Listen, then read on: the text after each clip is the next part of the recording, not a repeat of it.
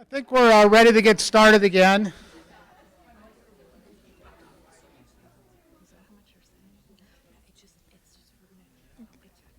I hope you all enjoyed lunch. I've given us the daunting task of following Stephanie Starcher and trying to get us back focused on some of the more rational strategy stuff.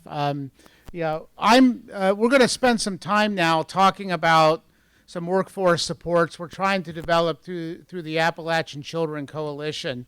And I've got several members of our workforce development team here, and we'll just provide a little bit of a perspective on the work we're trying to do and invite you to help guide that work. We received some financial support from the Ohio Department of Mental Health and Addiction Services in the current biennial budget and have been working with them to try to build out workforce development strategies for the region. And I need to say, the people at OMOS have just been incredible because they didn't come to us and say, we're going to tell you what to do. They came to us and said, look, we want you to develop something that you think will be meaningful to the region. We want you to not just develop it, but we want to work with you to assess it and understand what works, what may stand as best practice that we can then try to expand. And so we have a chance to develop some workforce development strategies, and we're constantly trying to hear from people like you, boots on the ground people, about what is most needed and what would be of greatest value. And so I do want to say, as we go through this, we're happy to talk with any of you who have ideas or thoughts about things that we might try to pursue.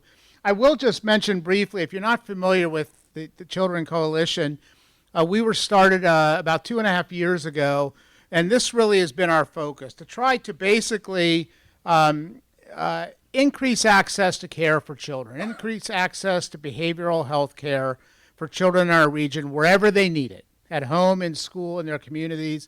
And we are not set up to serve kids. The way I describe us is we're a servant to those who serve kids. And so everything we do is trying to bring value and bring capacity to all of you in terms of the work we do.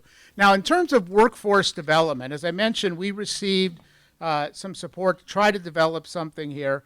And really exploring what might work best in not just rural areas, but an area with the unique challenges that we all have in Appalachia. And we are, we in some ways we're similar to other areas that lack services, but in many ways we're profoundly different. And so really what we're trying to do is think about approaches that will be impactful, and really that I want to be sure they reflect three broad characteristics. One, I believe profoundly we need to be very tailored in our approach. There's no Appalachian solution. There are localized solutions. There are solutions that are localized to agencies. And Doug Pfeiffer back there in Life and Purpose, their needs are not the same as wherever Sherry Shamblin went and Hopewell's needs. And they're different than integrated services needs and different than Perry's needs. And so really what we want to do is make sure we're set up to be very nimble and tailored in the work and the support we can provide. The second thing we want to make sure we do, and this goes back to a comment I made at the start of the day, is I want to make sure everything we do is collaborative. That we are doing everything through collaboration. We're doing everything with partners. And I think all of us have had way too much experience with organizations saying, here's what we offer, come and get it if you want it. And I think we all need more of organizations saying, tell us what you need, let us figure out how to do it. And so that's the approach we want to take. And then I'll say the third thing is we want to think outside the box and work with all of you to be as innovative as we can. Because I believe when you're innovative, when you're finding new ways to do things, you're achieving impacts that are meaningful. And when you achieve those impacts that are meaningful, you're developing insights and knowledge that you can share with others. And so what we're going to talk about today is our approach to workforce development. And again, I will invite all of you to weigh in on this. And and tell us where we're missing the boat, or if there's something we should be thinking about that we're not. So we have a number of goals that we've tried to set for ourselves. One is, obviously, at our core, at the core of what we're talking about today, is expanding the workforce to meet community needs and understanding what those needs are, where they are, and what is needed to fill those, address those. Second thing we want to do is improve the distribution of behavioral health workforce to address critical shortage areas. And again, too often we just talk about the lack of workforce in a broad, generic way. And so making sure we can understand what are the critical shortages and where do they exist, and then what can we do working with local partners to try to address those. Third thing we want to try to do is also bring some resources to bear that will enhance the current workforce through professional development. And not just bringing people into the workforce, but finding a way to work with all of you and keeping people in the workforce. What can we offer that will keep people engaged in the workforce? Fourth thing we want to do is to try to enhance education and training pathways. I think Teresa mentioned this morning, I think it was Teresa, somebody mentioned this morning about engaging higher education as partners. And I believe after 13 years as a dean of Ohio University that we create pathways to behavioral health work that are more onerous than they need to be, that have challenges that we turn into barriers. And I think there are better ways to get people into education, to get people into training, and then through those pathways out working as professionals or paraprofessionals in the workforce. And then a fifth goal we've set for ourselves is to try to develop and utilize evidence to strengthen the behavioral health workforce. Some of the people who worked with me at OU for 13 years heard me just constantly going off about making decisions based on assumptions. And we do so much of that in trying to grow the behavioral health workforce because we don't have the information we need.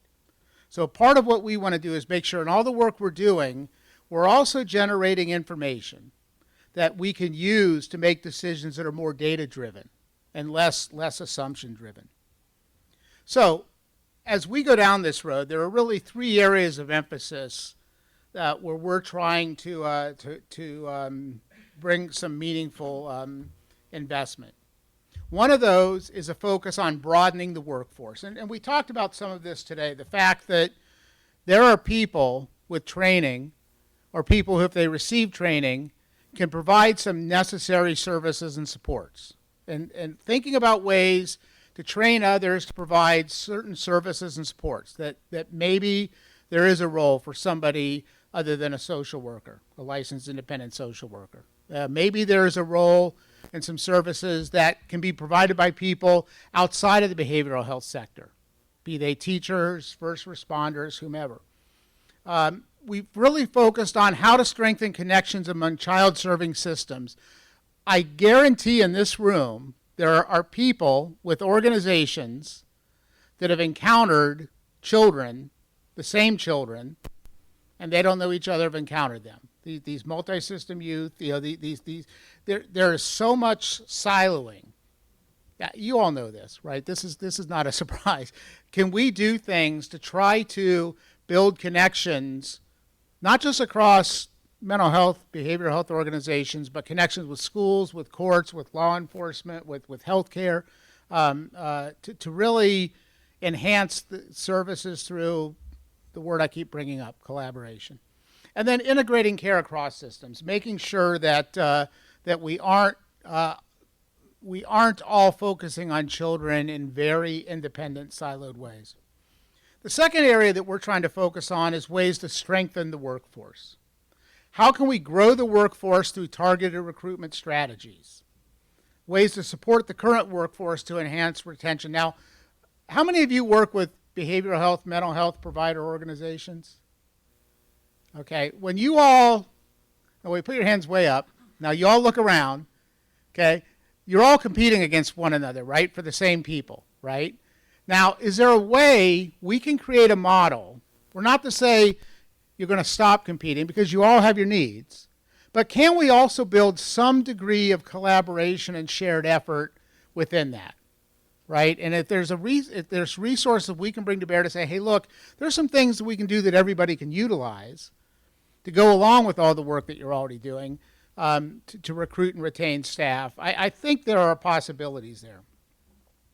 We also are working to achieve a better distribution of services to children in the areas of need. So Stephanie Starcher, in telling her daughter's story, mentioned she lives in a community, she lives in a county that is outside of catchment areas.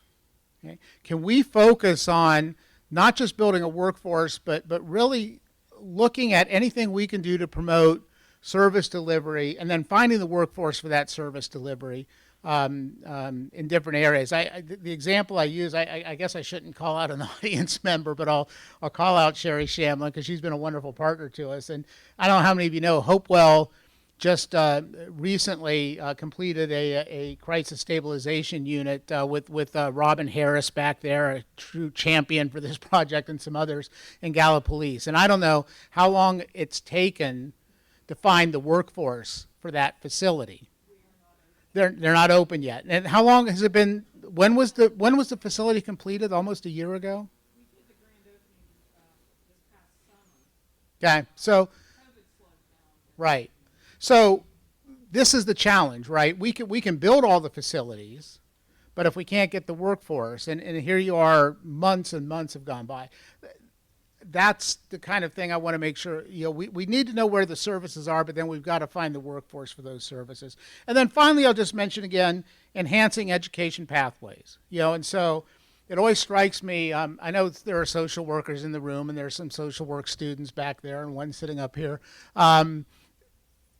How many years, Eric back there, how many years does it take to become a licensed independent social worker if you're starting right out of high school? Quickest gap would be 6 years becoming a licensure, 7. It's really? It goes straight through bachelor's to master's. Yeah. So bachelor's to master's would be like what, 6 years, 5 years, and then a couple years for your supervised stuff. I mean, we're saying to people, spend a significant part of your life on that pathway, right? 7 years. I mean, if you're in the shape I'm in, that's like less, that's more than 10% of your life, you're going to spend on this. And I mean, is there anything we can do to try to address that, to say to somebody, look, if you have the passion, it doesn't have to take 7 years. I talked to somebody, it took them 9 years on that pathway. And so we really want to try to think about education pathways as well as a way to strengthen the workforce. And then the third area that we try to focus on is thinking about how to support the workforce. And you heard some of this in Teresa's comments earlier today. There's work we can do on reimbursement models. There's work we can do with Medicaid. There's work we can do with private, MCOs, whatever, on reimbursement models, so that when somebody comes off that 7-year pathway, that 8-year pathway, somebody mentioned it today, they're coming off and they're not making like brain surgeon dollars, right? They're making social worker dollars. And unfortunately, social worker dollars don't reflect social worker value. And I do think we need to find a way to change that. Sam Schaefer mentioned today, I know I've talked to Doug back there, and he's mentioned one reason they're able to fill positions is they have found ways to offer, I don't like using competitive pay because competitive is a subjective term, but they've found a way to provide compensation that better reflects the value of their employees. That's not the only solution, but I think it's an important one. I also think, and we talked about this, it's come up several times today, finding a way to support prevention workforce for prevention activities, and doing that work as well. And then finally, funding that we can offer for recruitment and retention activities. Our model, again, with the generous support of OMAS, is that we can work with partners and affiliate organizations and provide some supports. And those can be tailored supports. So we're talking with a number of organizations about, if we were to give you some funding support, what would be the most impactful way to use that? And we will have a chance to try out some models with different organizations and see what works. And some of what these organizations may want to do with that funding, it's not going to work. But we need to test it and learn that. And so are there things we can do to offer recruitment and retention supports that none of you have to pay for? And that's another part of the focus for us. So what we are developing is what we're calling the ACC Behavioral Health Workforce Hub. And you can see the website up there. And we spent probably 3 days just talking about the website handle. So I want to make sure you see it because we had, I can't believe we spent that much time in that, but we did. Anyway, if you go to acchub.org, you can find more information about this. What we're really focusing on is anything we can do to try to build the workforce through collaboration, innovation, and dedicated services and supports. And again, the key word there in my mind is collaboration. That's where you all can come in. We really are trying to build into this 3 areas of focus. Support for partner and affiliate organizations. We've identified, I think, 6 organizations that are joining us as partners, where we're going to use those partners as platforms for evaluation to really assess what works. We've got about another 37 organizations that have come on board as affiliates that'll have access to our services that we will try to connect with other affiliates going forward and ways that we can support them. We also are focused on providing support for current and future members of the workforce, trying to build awareness of occupations, trying to pull people, getting them into educational pathways, supporting them as they progress through those pathways, helping them get matched, giving them meaningful experiences while they're on those pathways, and then also working with the current workforce to try to find ways to keep them engaged in the work they're doing. And then the third area that we're trying to focus on is education and training enhancements, working with a number of higher education partners. We reached out to, I think it's 12 institutions of higher education across the region about things we might do to try to motivate some innovation among them. So what you'll find is really those 3 focal areas: recruitment and retention service support for partner organizations, affiliates, coaching, advising, and other services for individuals, curriculum and training, innovation work for institutions. And what we have here are 3 members of our workforce team, and they can each talk about each of these areas where they're involved. And so I guess I will introduce them, and then I'll let them talk for a while, and then we'll take questions. So we'll start at this end with Peggy Garcia. Some of you may know Peggy. She was most recently the director of the Family and Children First Council here in Athens County, and she joined us June, right? So I feel bad because we took somebody who was doing great work in another role and pulled her out of that role. So, but she's doing great work here. Peggy is our director of community and partner relations, and she can really talk about some of the work in that blue circle. All right, can you guys hear me? All right, perfect. Yeah, so as Randy mentioned, I was the director of Athens County Family and Children First Council. So Dr. Starcher's speech, thank you for getting up every day and really fighting for your daughter. These are the type of clients that I saw as FCFC. And unfortunately, Dr. Starcher's story is not unique, especially in this area. So that is kind of one of the reasons that I jumped on board with the ACC, is really breaking down these silos that we have, making sure that I'm working and reaching out to the agencies that we're partnering and affiliating with to make sure that we can try and grow that workforce. We have 6 partner agencies throughout our 32 counties. They are Life and Purpose in Marietta, Hopewell, Integrated Services, Health Recovery Services here in this area around Athens, Coleman Health Services up in the Northeast, and Shawnee Mental Health in the southern portion of the region. Those are our 6 partners. And then, as Randy said, we have about 32 and continuously growing affiliates as well too. So really my job is talking with these partners, seeing what they need, and coming up with service plans for them, to support them through funding for different initiatives. Each one of the service plans that I have seen come through are unique to their organizations. Doug from Life and Purpose was the first one to come through, so he went through all the growing pains with us as we worked out how those service plans were going to come to fruition. And all of these service plans from these organizations have different uniqueness. Like I said, it ranges from trainings for their staff to help with competency for them, tuition reimbursement programs that didn't exist beforehand. That way they can help retain the staff and grow the staff that are already there.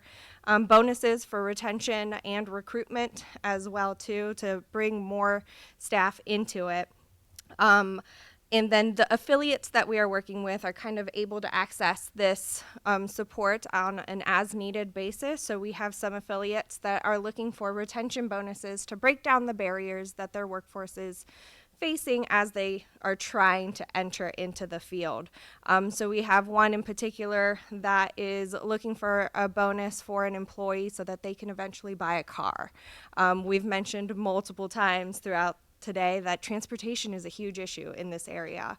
So we're looking at unique and innovative ways that we can say, okay, this is going to be a bonus for you for coming on board, but let's make a plan and let's work with our team and our coaches here to figure out budgeting and financing so that you can afford this vehicle, so that this is kind of a long-term solution versus a county paying for, a bus or some transportation taxi.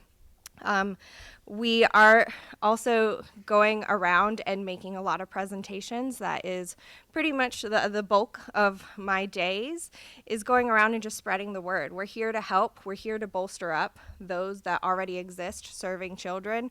Whatever you all need, please let us know so that we can come up with a plan to fit those needs.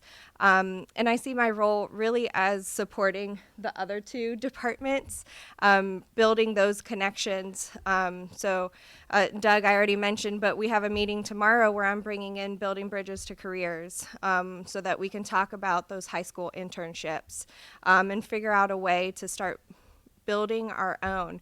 Had a meeting at Washington County FCFC where we're talking about internships and bringing on Marietta College, which Sarah will talk about the higher education portion of it as well too. And really just connecting those partners and affiliates to each other as well too. You all are doing awesome work. You're all having very similar struggles. So let's bring everyone to the table and say, okay, HRS is seeing X, Y, and Z. What's Shawnee seeing, and how can we come together to really address that? Listening to what everyone has to say. I have heard multiple times the need for licensed individuals. Also the need for BCBAs in schools and early childhood counselors as well too. Those are the three things that keep being repeated over and over. So we're listening and we're figuring out a way to bring that education and that training to everyone to grow those specific fields. And then figuring out a way to really advocate. I know we do a lot of advocacy at the state and federal level. I was speaking to someone at Muskingum County FCFC. She's been in the field for 30 years and is in between jobs right now. And she went through the whole interview process, was offered a job. She is a licensed individual, and they offered her $18 an hour. And I saw a couple scuffs there. So she is not in the point of her life where she could accept that. So she did turn that down, and she just felt really defeated because she wasted all that time in her eyes going through the interview process to then, after all her experience, be offered $18 an hour. In another meeting, we were talking to an individual who was at a residential center in our area, had been at that residential center for 20 plus years, and was still making $12 an hour. So figuring out a way to not only help people come into the workforce, but really increasing that value and increasing the pay for individuals in our advocacy, and then in the little bit that we can do to help provide those bonuses and those incentives for them as well too, as we continue to kind of grow and look at this kind of macro level problem. Thank you. Just a couple things I will mention. Let's try that again. A couple things that I'll mention as well. Peggy mentioned the partners and the affiliates. We're certainly open to more of those. So if anybody's interested in that, we don't really ask much. Of the partners, we ask two things. One, that they'll support us in the evaluation work that we want to do to understand the impact of investment strategies. And two, that they provide opportunities for internship and hands-on experiences, either for high school students, college students, adult displaced workers, whomever. For the affiliate organizations, really all we ask is that we can list them as affiliates and to have access to their services. One of the things we're starting to work on now is creating a bit of I don't know, we're calling it a learning community. It may be called something else, but a mechanism where all of our partners and affiliates can be connected and kind of become engaged in thought dialogue, and where we might work together to think about how can we be thought leaders in Columbus and Washington to maybe drive some conversation around some of the issues we're talking about. So if any of you are interested in engaging with us in one of those two ways, just definitely reach out to Peggy and she can help you with that. I'm going to move on down now. Aaron Novisky came on board not too long ago, just recently. Aaron is focusing in that green area on services to try to pull individuals into these pathways or get them through pathways. Aaron's focus in particular is on adult and displaced workers and as a target group. She's joined by Anna Reed, who couldn't be here today. Some of you may have encountered Anna. Anna is really working more in the high school, college space with students in those domains, and then Erin's kind of working in the adult displaced worker space. So Erin, if you want to kind of summarize the work you're doing. Sure. Hi. Can you guys hear me? Yes? Great. Thank you. Yes, I work closely with Anna. Hey, Anna. I think she's on Zoom watching us.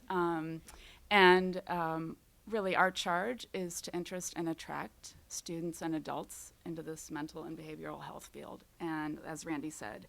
And we provide in our work together with both constituent groups, we provide three main services. And the first is really being a resource for educating about the different pathways in the field and what you might need. Maybe it's just a certificate, maybe you have to follow a certain degree program, whatever that is. We are a resource to them for that. The second part of it is that we do offer some financial incentives. So for high school students, we offer paid internships. We also offer financial assistance for college students that are pursuing a career. And we're also offering, as Peggy mentioned, anybody that's in the field or looking to be in the field, we are willing to listen to how we can help and what some money could do to help to get them into the field. And then finally, we're providing individual coaching along the way, and that's twofold. It is coaching so that they actually reach their goal of their career goal of being a mental or behavioral health specialist. And also, though, we focus on their well-being because we know that's a hard field. So it's individualized coaching. After the sessions that we have one-on-one, we then are planning to offer group sessions where we get together and we learn from others, we learn from each other, and we kind of grow a community that feels supported and nurtured and valued. So that's really what we're focusing on.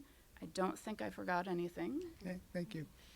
And I will mention too, I do want to jump back to that notion of internships and placement opportunities. I mean, I think my fourth or fifth year as a dean, I made the comment in a college-wide faculty meeting that I thought our students would have more impactful learning out engaging with people in need than anything they would learn in the classroom. and my faculty evaluation scores that year plummeted. My boss was asking me what I'd done wrong, and but I do believe that the opportunity to learn by doing is just so important, and we can get people through pathways to degrees or credentials, but if we aren't matching that with opportunities for hands-on learning, not just for what's learning that comes out of that, but I tend to believe that's one of the key strategies in terms of keeping people in the region. You know, when I was at OU, we would survey our graduates in a number of our programs every year. I don't know if they still do that or not, but we would survey like our social work graduates, our nursing graduates, whatever. And in a typical year, we'd find 85% or more of them said after graduation they were going to leave the region. They weren't staying. And I mean, that's obviously a problem, right? And I would argue if you could get that number down to 50%, it's a huge impact, right? I think the other piece to that is growing your own. And I think we can do a better job of trying to grow both professionals and paraprofessionals in our region. And so this is the work we're trying to do. We're trying to get out into high schools and in other locations and help people be aware of the opportunities. We're trying to we want to work with the college students to help them understand that there can be many rewards and a great quality of life in this region. You know, you don't have to go to the bright lights of a big city to have a great life and to find rewards. And this is the kind of work we're trying to do. And I do want to reinforce that we don't want somebody to have to make a choice. I can do this internship or I can have a job because I have to support myself. So one thing we want to do is work with our partners and affiliates to offer some financial support to people who are taking on these experiences. And I think that is just key. We worked a little bit a couple years ago to support Ohio University. Chris Bott, who's here, in the counseling education program, the social work program, to provide some financial support to people doing internships that were school-based, kind of up in the Zanesville, Muskingum area. And I think you've probably still got some funding left. So if you're in that area, talk to Chris. But I do think being able to say to somebody, look, we can give you some support so that you can have these experiences and not have to make that difficult choice. And then also working as people come out of those pathways to get them matched and into placements in the region. So, and then last I want to jump down to Sarah White. Sarah came to us from Ohio University, where she was an assistant dean for student services in the College of Health Sciences and Professions, and she came to work for us July 1st, and John, to his great credit, since we hired her away from the college, and John McCarthy, other than beating up on me in pickleball, he's handled that pretty well, so I thank him for that. But Sarah really is working with our higher education affiliates and potential training providers on some initiatives. So Sarah, if you want to cover those. Yes, thank you. Good afternoon, everyone. So as Randy mentioned, with the higher education piece, we currently have 12 target institutions within the state of Ohio that I've been working with the goal of really being innovative about curriculum and training pathways. I know we've talked a lot about education today and how there are a lot of barriers that can get in the way of someone wanting to pursue education or an educational pathway or a training pathway. So what can we do to really think creatively about a different approach to the way things have always been done? One of the things that was mentioned to me when I initially started, that in a lot of ways my work is to disrupt the status quo. I'm very careful when I use that word. I don't want to come in and introduce myself or the coalition and say, I'm here to disrupt all of your processes, right? But really just trying to take a different perspective and look at things in a different way to see if there's an opportunity there.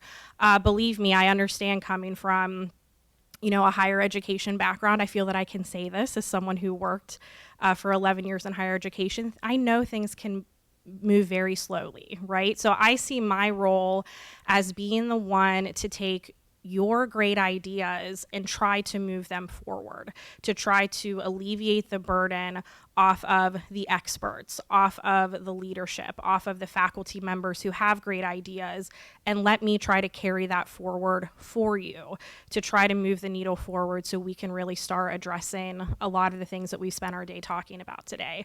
I will say, if you are a part of a higher education institution here today and we haven't talked, please let me know, because I definitely want to speak to you. I see a lot of familiar faces today with those that I've already connected with. I will also say, if you are not affiliated with a higher education institution, but you have a good idea, let me know. Really, I'm going to say this carefully in front of my boss, but no idea is off the table right now. Right? I want to hear what you think. And that doesn't mean that you have to have a meeting with me and we need to hammer out the details and, really get down to micro level ideas. Just give me the idea and I will try to see what we can do to make it a reality. We are just looking for creativity and innovation when it comes to curriculum and training pathways. Right now, what our push is for our target higher education institutions is that we are looking to fund what we're calling pods of creativity. So we are providing funding for teams of higher education institutions that are willing to collaborate and come together on an innovative and creative curriculum and or training project. We will not assign the teams. We will leave that up to the higher education institutions of what makes the most sense, what your idea may be, where you see a great need, and maybe where there's a gap that exists that needs to be addressed. And finally, the last piece is the training piece that I'm responsible for. So we initially were looking to build what we were calling a paraprofessional training institute. I think really that will evolve more into just being a training institute that will be available through our behavioral health workforce hub. This will be an online resource that we provide through the coalition. We will not necessarily be providing the training ourselves as the coalition, but we will be one-stop shopping for wonderful training opportunities that exist, whether this is continuing education, online courses, credentialing, certification, professional development. Again, really nothing is off the table. So we want to be a comprehensive, easily accessible resource that is sustainable, but also ever evolving, right? It's not something that we will create and launch and just never look at again. It will constantly be evolving to meet the needs of current professionals and those looking to enter the workforce as well. And just the last thing I'll say to reiterate my colleagues is that if you have a good idea or if you think there's something that we should be doing, let us know. We are very receptive to just thinking together with experts. There's a lot of collective knowledge in this room. We want to leverage your expertise to make sure where we're spending our time and our resources is exactly what we should be doing. Additionally, if there's anyone that you know that maybe does not know about the coalition or the Behavioral Health Workforce Hub, also please let us know, because as Peggy said, we love to go talk to people just to tell them who we are and what we're trying to accomplish. Thank you. Just to give you a few examples of some of the things that we're trying to drive in this educational pathway domain. One of the things I would love to see us achieve is a model where Eric mentioned 7 years to become a licensed independent social worker. You add to that mix somebody who starts on that path, they don't know at the start they're going to be able to finish that path because they've got to apply to get into programs and all that stuff. I'd love to see if we can work with partners to develop a model where somebody can start that path with an assurance all the way up, right? As long as they meet certain metrics, they're guaranteed to get out the end of that pathway. And the fact that they could start that maybe at multiple sites. Somebody could start at a Hocking College or a Washington State Community College and start, flow into a Marietta or a Rio Grande or somewhere like that, then flow from that into OU into the counseling or social work graduate programs, whatever. I think there's opportunities to kind of create those seamless models built on stackable content. We've talked a lot about, with partner institutions, the idea of competency-based tracks and getting away from everything being credit hour-based.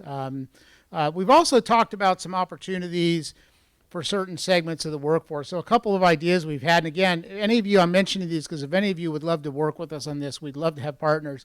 Could we come up with a model where you could take, say, a mid-career teacher who's taught for 15 years and they're burnt out on teaching and they're ready to leave teaching? Could we find a way to take them offline, give the school district the resources they need to replace them as a teacher, route them over 2 years on an accelerated track toward a social work degree, and then have them return to the school district 2 years later as a mental health professional, something like that. And can we do more of that? Can we do the same thing in nursing? Take a nurse who after 15 years is ready to be done on the hospital floor, get them an accelerated pathway to a psych mental health nursing, advanced nursing practice degree, and then back in. And so I think there's opportunities to think about adults and trying to find different pathways for them than the traditional. We shouldn't say to a 38-year-old person, you've got to do exactly what an 18-year-old does. Every other part of your life is different except that, right? And so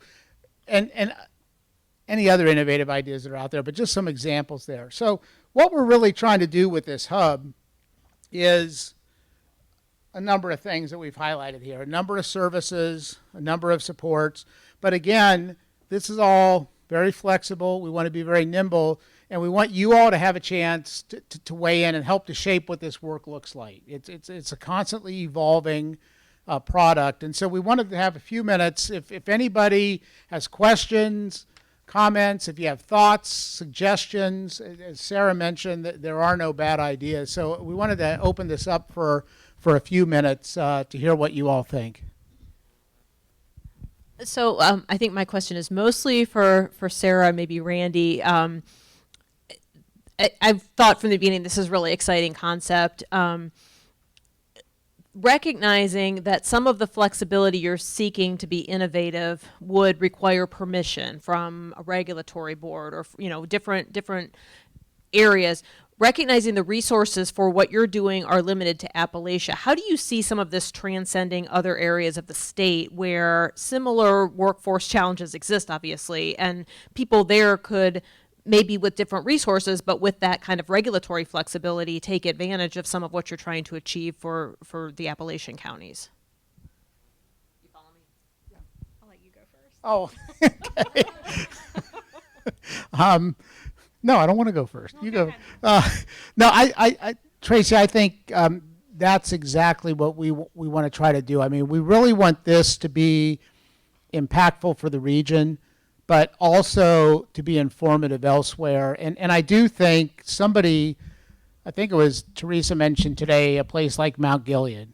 I mean, you go to Morrow County, you find the same lack of access to services. You take away the hills and the fact there's a lot more farm fields, a lot of else is the same there, right? And so if we can do things that we can then go to our state or to our federal government and say, look, now we have the proof. We have the proof of concept that this can work. I mean, that's a big part of what we want to do. And if we can fight some of those regulatory battles so other people don't have to, I think that's great as well. And I would say, too, not just in Ohio. So one thing we've just recently done is started to reach out across the river. I mean, you all know we have this river not too far away, and apparently there's like a 50-foot wall in the middle of it that you can't get over.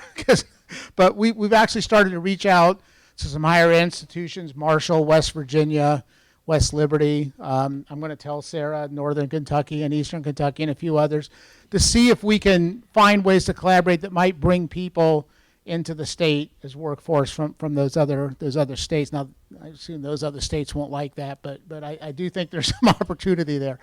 Collaboration only goes so far. But I also think, there are people everywhere. I've been meeting a lot with people in West Virginia. They have the same frustrations we do, and all kidding aside, we should be working with them to fight those fights together, right? To fight those fights with our government, with our accrediting agencies, whomever. So I will just say fundamentally that is a key to what we do. If we cannot provide proof of concept, that will represent a failure on our part. Other questions? Suggestions, ideas? Okay, let me come around here.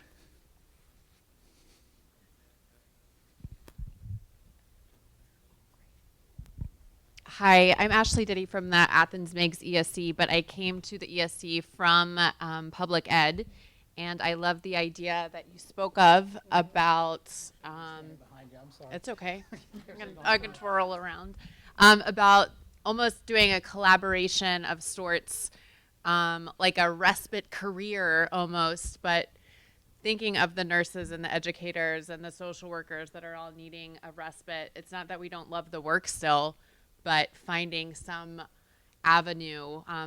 They're, knowledgeable, educated, great hearts, and figuring out maybe there's some way to collaborate amongst those career paths to offer some sort of respite alternative.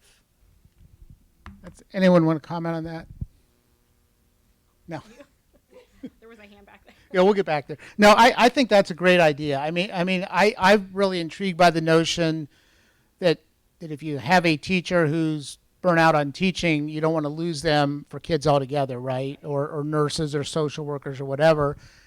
But the respite notion is an interesting one. The idea that maybe it's not a permanent shift, but it's an opportunity to do something else, kind of recharge and then come back as well. That's an interesting concept. I mean, with like an added educational component. Yeah, to that right. time away. Right, yeah, that's interesting. We'll have to talk more. Wait a minute. Contact me. Okay. I used to try that in high school, by the way, and nobody ever took my. I had no friends, nobody. I couldn't get guys to hang out with. I couldn't get anybody. So, yeah, I'm glad you took my card. That's good. So I'm with the Adam Board for Gallia Jackson Megs. So 2 of my counties are border counties like that.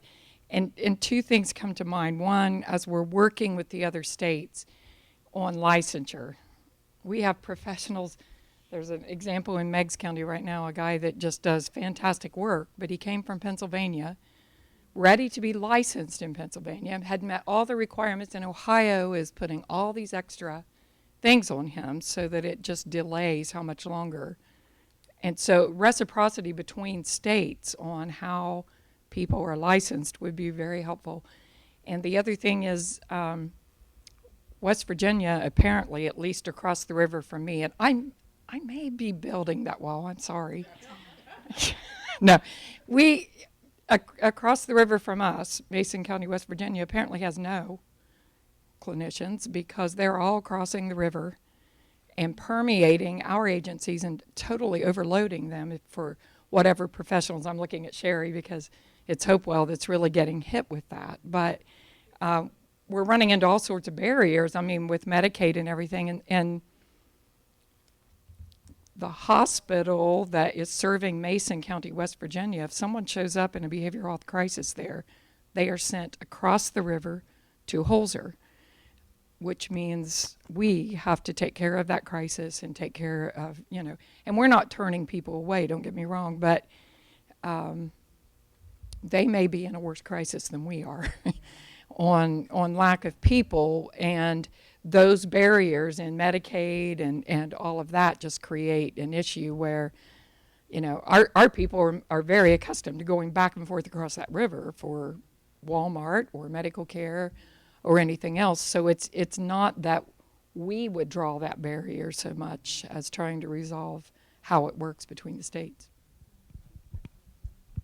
Yeah, I will just say, I kind of facetiously joked about, interstate competition, but I do think if we keep thinking in state-specific ways, that's just a different form of silo, right? And you got an example of somebody getting somebody out of their silo and into another one and all of that. So I think I really do think beyond the workforce stuff, I do think a lot of you have the opportunity to help shape thought leadership on a lot of this stuff. And just as an example, we did a legislative briefing. The Children's Coalition did a legislative briefing, I think back in February. And I was talking not too long ago with a couple legislators. We had Robin came up and spoke to the legislators. Stephanie came up and spoke. Those two I just talked to, they don't remember anything I said that day. But they remember what you said, and they remember what you said. And I think all of you who are living this work, we would love to work with you to help get your voices heard as best we can. I think if we can collectively speak up, that's a lot better than kind of individually speaking up. And I know the ADAM board, the mental health board directors are doing great work collaboratively. I know, the chorus, the school superintendents are doing great work collaboratively. And I just think if we could find a way to bring those collaborations together into a strong, powerful regional voice, we haven't quite figured out what our role in that is, but anything we can do with any of you who want to help your voices be louder, we're happy to work with you on that. Somebody back here.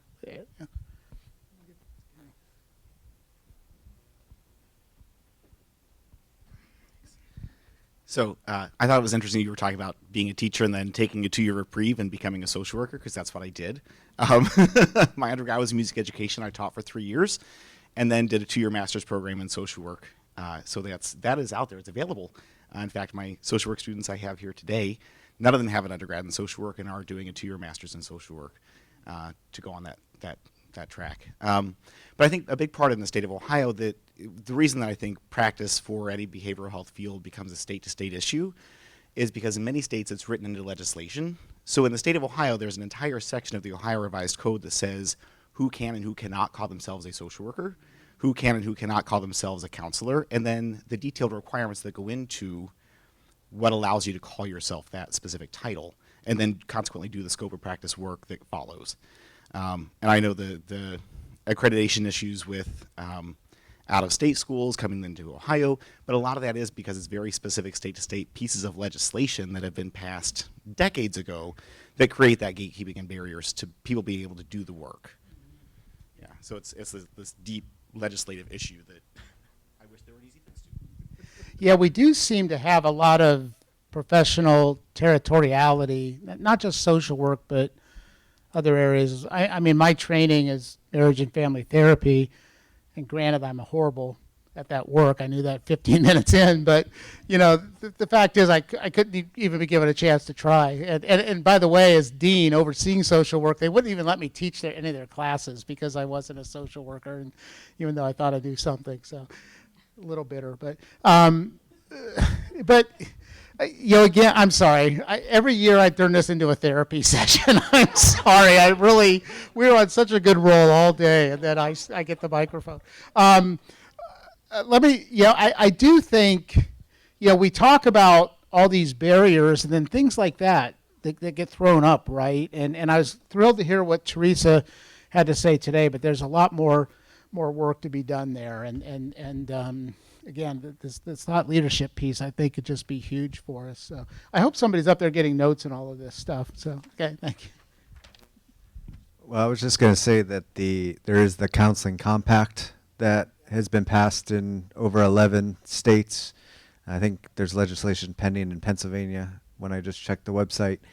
But it's at the number of states where now they can actually make it happen. So they needed like at least 10. But I haven't heard much from it since then, but I'm hoping that they'll come up with something to allow people to not have to apply or make the application to other states be much easier. But the other thing I would recommend, because I think Tracy was bringing it up, a lot of what you guys are talking about are kind of restricted by licensing boards. So I would invite licensing boards as a part of this movement as well, so that they could maybe offer recommendations to the state or to be able to allow for the flexible ways of getting people credentialed through maybe work experience and things like that. Yeah, definitely a key constituent, I think, of those boards as well. There was a hand up over here somewhere.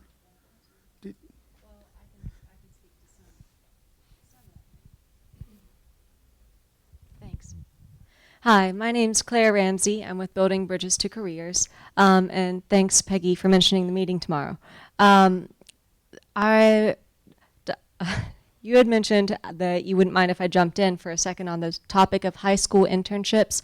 Obviously a hot topic, high need for a variety of reasons that we've heard today.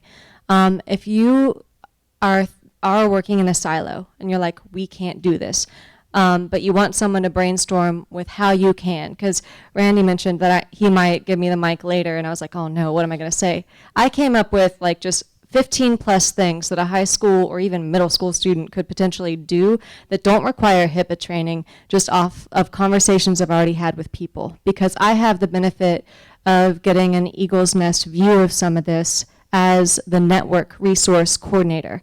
Building Bridges to Careers has expanded to assist school districts in 25 of the 32 Appalachian counties, plus Wood County, West Virginia, and we're always expanding. So I get to see what Memorial Health System, or you all had mentioned there's a health provider in Northeast Ohio, are doing. There are models that exist. You don't have to create the wheel. So, and honestly, sometimes it can be as simple as getting these students to answer the phone, make calls, and schedule, because that's a skill that high school students aren't developing right now. So it doesn't have to be taking blood or asking their neighbor for their social or medical records. Like, this is truly like just getting them in the environment to see what it feels like to be there, giving them more social capital to see what you do on the regular. So please feel free to reach out to me, or honestly, all of their cards are on that table out there. I have them to put up on my little board, so please ask us for more.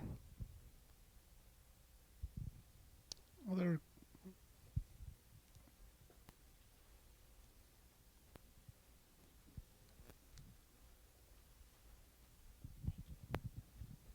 So this is from the chat, Kelly. She says, good afternoon. I'm an RN and the executive director of my own company, Focus Residential Group, LLC. A new educational pathway as an RN to psych would be the most amazing idea. Many nurses look to grow but don't know where to go.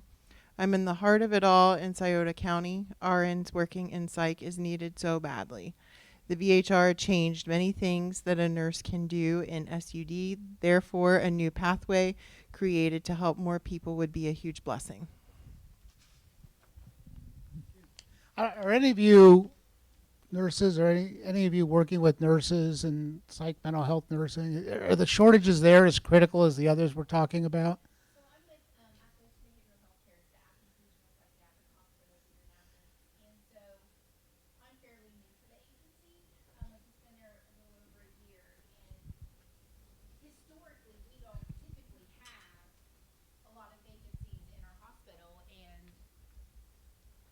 Sorry.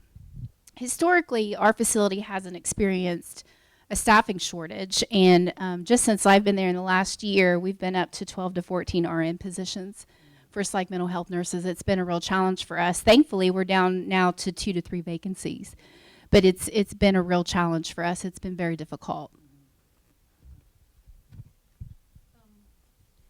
I guess I was going to say our experience is not, actually we can attract those APNs, but I think they typically need more mentorship post-graduation, and when they are early in the career, that could be beneficial. And then in terms of having the necessary collaborators for their, we can fill up on APNs, but then you need the psychiatric collaborator. So having some cross-agency ability for that could be something that could be brokered for that, so that a single agency doesn't have to collaborate for all the APNs, and smaller organizations could hire the APN and still have a collaborator or something like that. Other comments, questions, thoughts? Well, thank you for all of those. Let me just to kind of wrap up. Let me just mention again. We want to be as responsive to ideas as possible. We want to be nimble and flexible. And so, as you're thinking about things, and and if things occur to you, reach out to any of us. Contact information here. We have cards over there. You know, we want this coalition to really be a partnership with all of you. And so you know, our message is, let us know what you think we can do that'll be impactful, and one way or another we'll figure out how to get it done. Why don't we take, what time is it now?